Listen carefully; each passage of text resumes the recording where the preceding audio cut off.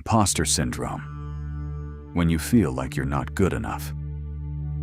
Have you ever achieved something important, only to feel like you didn't really deserve it?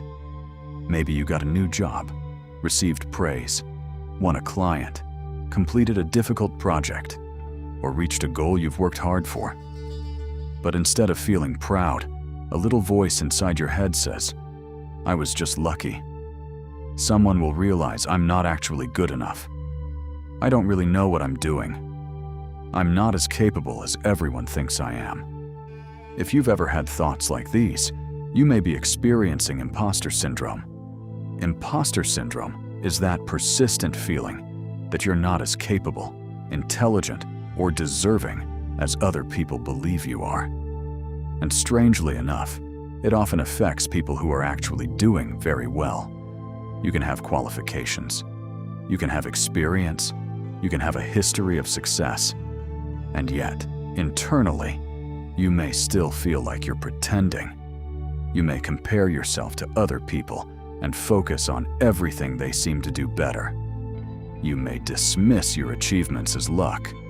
You may worry constantly about making a mistake. And sometimes, you may even avoid opportunities because you're afraid you won't be good enough.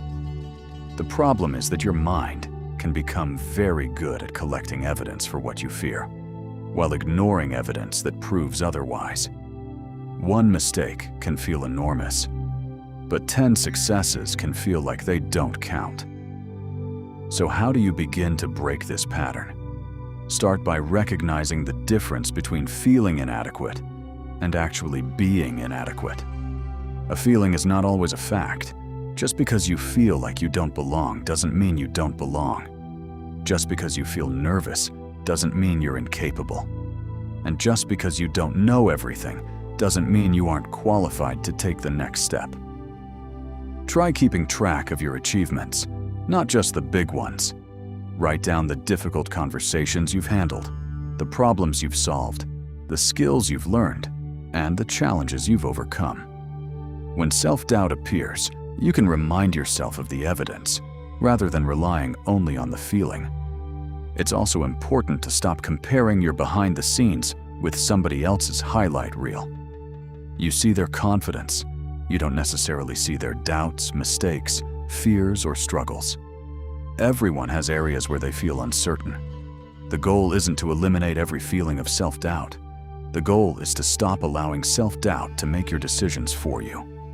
And sometimes, these patterns of insecurity can be deeply rooted. They may have developed through childhood experiences, criticism, unrealistic expectations, past failures, or a belief that your worth depends on being successful. This is where approaches such as hypnotherapy may help some people. By working with deeply established thought patterns and beliefs, it can be possible to develop a healthier and more supportive relationship with yourself. You don't need to feel completely confident before you take action. Confidence often comes after taking the step, not before it. You are allowed to be learning. You are allowed to make mistakes. You are allowed to succeed without feeling guilty about it.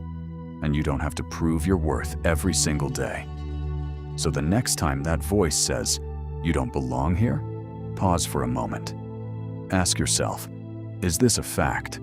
Or is this simply an old pattern of thinking? Because you may be far more capable than you have allowed yourself to believe. You are not an imposter for being a work in progress. You are not a fraud because you sometimes feel uncertain. And you don't have to wait until you feel fearless to start believing in yourself. You can acknowledge the doubt and still move forward.